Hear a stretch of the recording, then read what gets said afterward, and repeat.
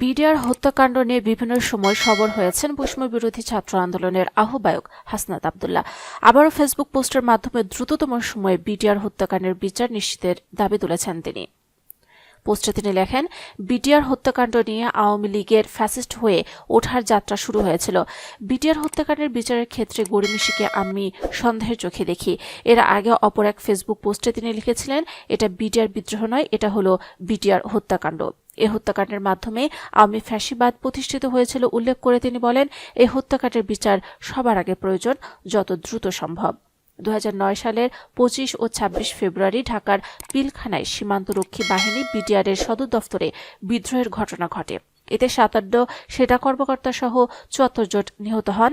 এর মধ্যে তৎকালীন বিডিআর প্রধান মেজর জেনারেল শাকিল আহমেদকেও হত্যা করা হয়। সেই ঘটনার পর সীমান্তরক্ষী বাহিনী বিডিআরের নাম বদলে যায়, পরিবর্তন আসে পোশাকেও। এই বাহিনীর নাম বর্তমানে বর্ডার গার্ড বাংলাদেশ বা বিজিবি। বিডিআর হত্যাকাণ্ডের ঘটনায় আলাদা দুটি মামলা হয়। এর মধ্যে বিচারিক আদালতে বিদ্রোহ ও হত্যা মামলার বিচার শেষ হয়েছে।